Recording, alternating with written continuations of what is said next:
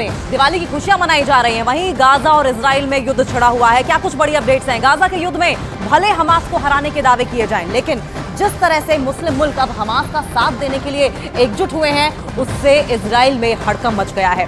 Iran के साथ साथ सऊदी अरब भी गाजा में बेतहाशा मौतों को देखने के बाद अब युद्ध करने का मन बनाने लगा है। यानी कि सऊदी अरब और ईरान अब एक साथ आकर खड़े हो गए।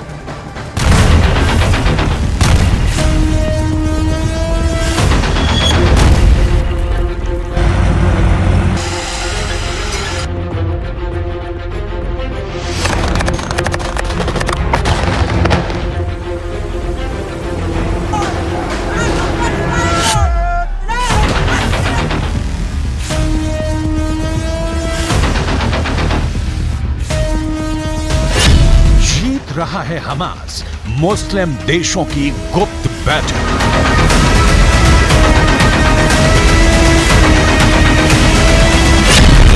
हमास को मरते हुए नहीं देख सकते हैं।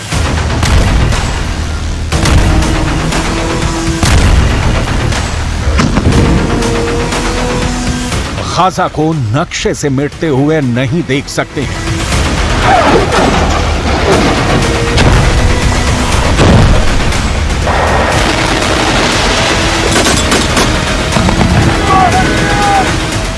आंखें बंद करके फिलिस्तीनियों का नरसंहार नहीं देख सकते हैं।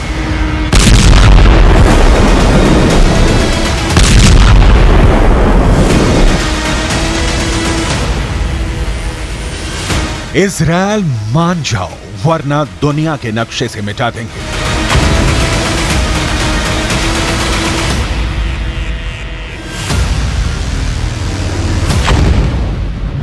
ये धमकी, ये चेतावनी ईरान के साथ साथ अब तमाम मुस्लिम देश इजराइल को देने लगे हैं। जंग के एक महीने बाद 57 मुस्लिम देशों का गुस्सा 7वें आसमान पर पहुंच चुका है। 12,000 से ज्यादा लोग गाजा युद्ध में मारे जा चुके हैं। गाजा पट्टी की 45% या कहें कि लगभग आधी इमारतें पूरी तरह से तबाह और बर्बाद हो चुकी हैं। लेकिन इस दौरान एक भी मुस्लिम देश ने इजराइल पर सीधा हमला नहीं किया। लेकिन अब ऐसा लग रहा है कि ईरान के साथ साथ कई मुस्लिम देश इजराइल से सीधी जंग का मन बना चुके हैं।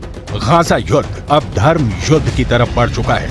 इजराइल की खुफिया एजेंसी मोसाद और अमेरिका की खुफिया एजेंसी CIA को इनपुट मिले हैं कि ईरान के कहने पर सऊदी अरब में इजराइल के खिलाफ जंग करने के लिए गुप्त मीटिंग हो रही है।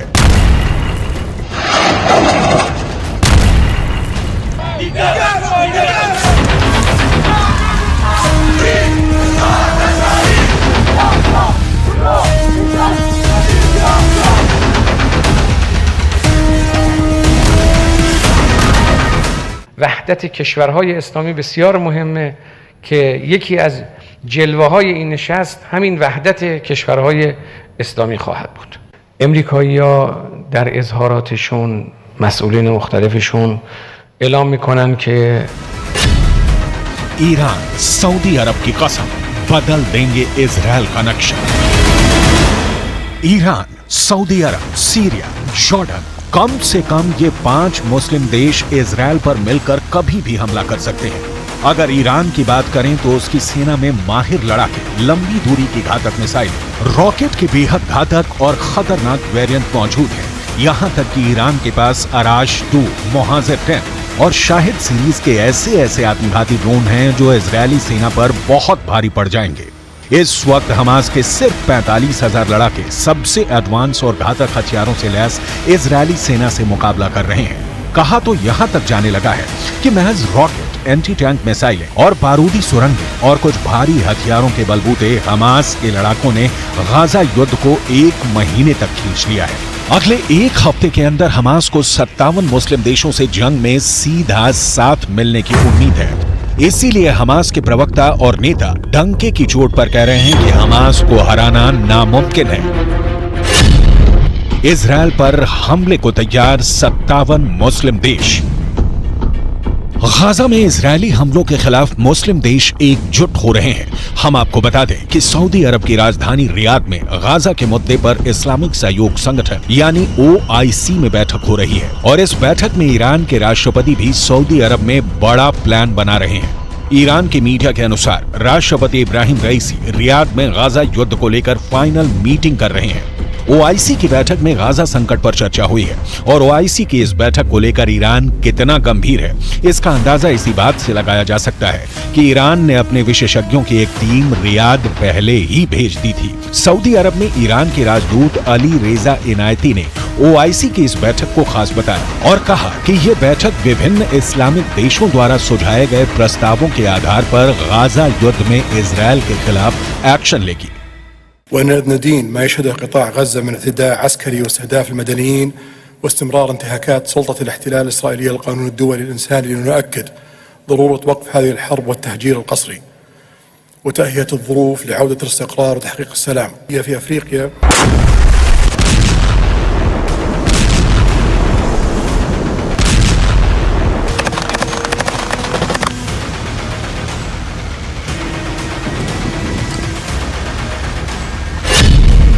बहुत हुई बात, बारूद से मिलेगा जवाब।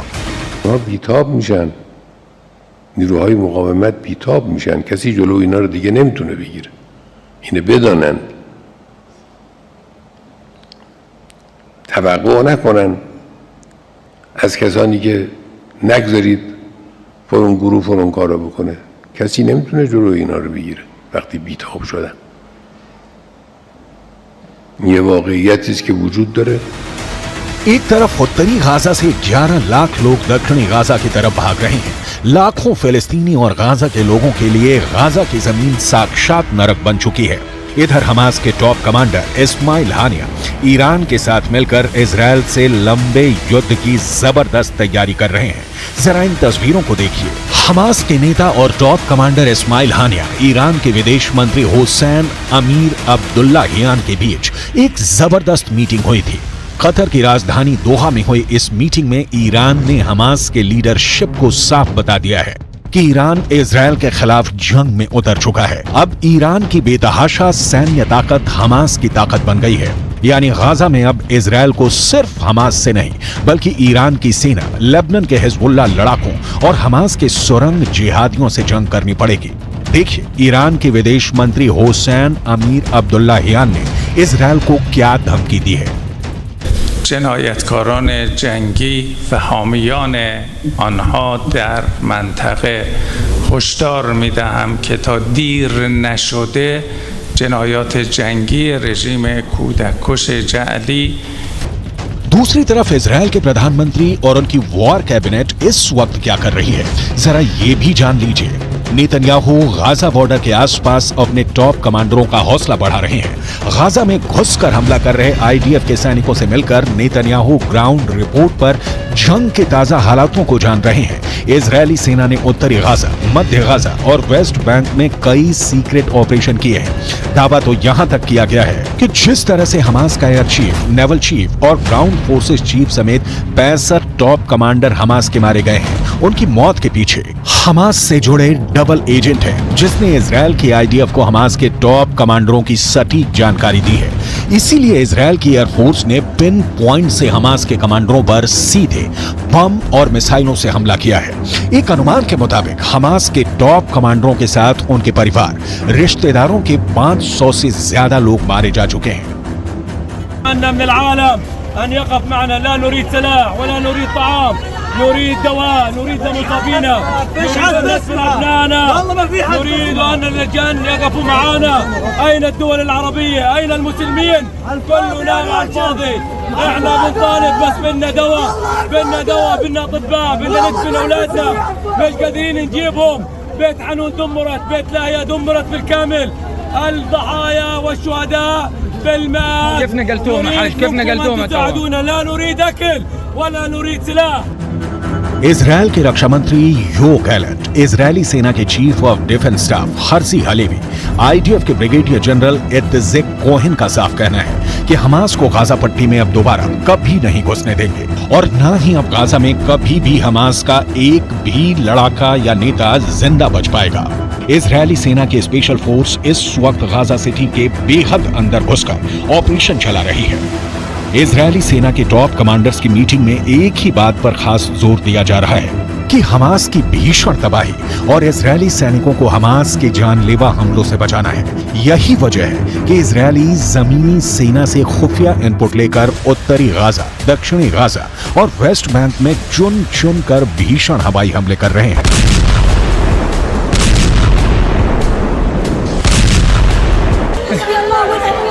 وين كنت لما صار القصف يا عمي؟ ما كنت وين؟ إلا صارت 3 دبات ما كنت شوفها صارت الخط وشفت فيها حبيت فيها والله كنت حبيت فيها حرام يا عم، قول لهم حرام، وين بدنا نروح؟ وين بدنا نيجي؟ قول لهم حرام، صار الموت هين صار। खबर तो यहां तक आ रही है कि ईरान के इशारे पर लेबनान के हिजबुल्लाह ने इजरायली सेना से सीधी जंग के लिए गाजा पट्टी को फाइनल वॉर जोन बना दिया है। ईरान से मिली बेहतरीन ट्रेनिंग की बदौलत हिजबुल्लाह के 65,000 लड़ाके इजरायल के लिए किसी यमदूत से कम नहीं है। अगर हमास, हिजबुल्लाह और दूसरे जिहादी गुटों के लड़ाकों को जोड़ दिया जाए तो इस वक्त 2,56,000 से ज्यादा खूंखार लड़ाके गाजा, इस्लाम और जिहाद के नाम पर इजरायलियों को गाजर मूली की तरह काटने पर उतारू हो चुके हैं। इसके अलावा हिजबुल्लाह के पास 45,000 ऐसे लड़ाके हैं जो अमेरिका और रूस की स्पेशल फोर्स के सैनिकों की तरह जंग करने में माहिर हैं।